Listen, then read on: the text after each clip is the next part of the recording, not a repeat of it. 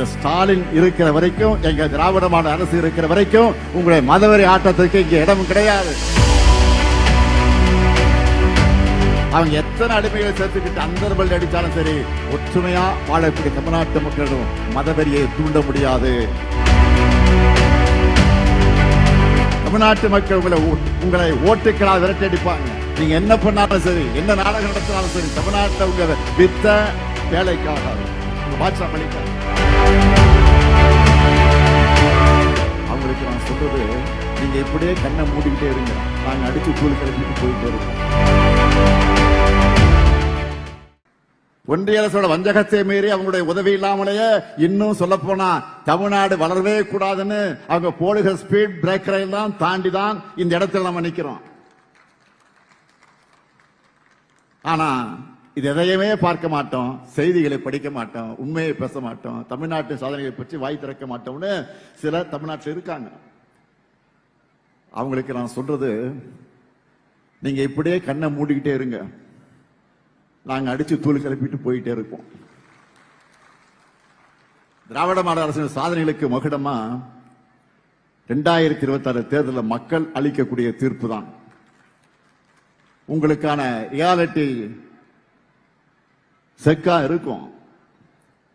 இப்ப நான் சொன்ன தமிழ்நாட்டு சாதனைகள் வளர்ச்சி நிறைந்த ஒரு இந்தியா என்றால், பாஜக ஆளக்கூடிய மாநிலங்களில் வேற ஒரு இந்தியா இருக்கு. வறுமை, மத வன்முறை, கும்பல் படுகொலைகள், கல்வியை கெடுக்கக்கூடிய முயற்சிகள், வேலை வாய்ப்பின்மை, இதுதான் பாஜகவுடைய இந்தியா. கிறிஸ்துமஸ் அன்னைக்கு கூட மாற்றுத்திறனாளிகளை, குழந்தைகளையும் தாக்கக்கூடிய மோசமான சூழலை பாஜக அரசு உருவாக்கி இருக்கு. இந்த மாடலை தான் தமிழ்நாட்டிலையும் கொண்டு வரணும்னு பாக்குறாங்க. ஆனா நம்ம மக்கள் ரொம்ப உஷார். திருப்பரங்குன்ற தர்கா கொடியை முருக பக்தர்கள் வணங்குறாங்க.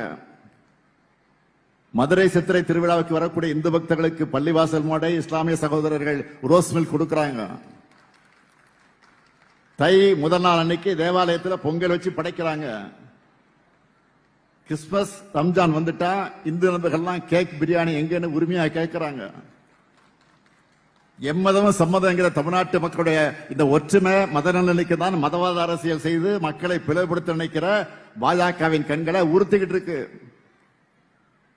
அவங்க எத்தனை அடிமைகளை சேர்த்துக்கிட்டு அந்தர்பல் அடிச்சாலும் சரி, ஒற்றுமையா வாழக்கூடிய தமிழ்நாட்டு மக்களிடம் மதவெறியை தூண்ட முடியாது. இந்த ஸ்டாலின் இருக்கிற வரைக்கும், எங்க திராவிட மாடல் அரசு இருக்கிற வரைக்கும் உங்களுடைய மதவெறி ஆட்டத்துக்கு இங்க இடம் கிடையாது. தமிழ்நாட்டு மக்கள் உங்களை ஓட்டுக்களால் விரட்டி அடிப்பாங்க. நீங்க என்ன பண்ணாலும் சரி, என்ன நாடகம் நடத்தினாலும் சரி, தமிழ்நாட்டில் உங்க வித்த வேலைக்காகாது, உங்க பாட்சா பழிக்காது. திராவிட மாடல் 2.0 உறுதியாக இருக்கக்கூடிய ஒன்று.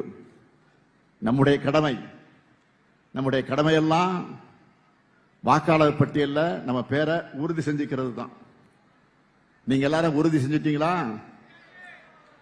நல்லா கவனமாக மறந்துடாதீங்க.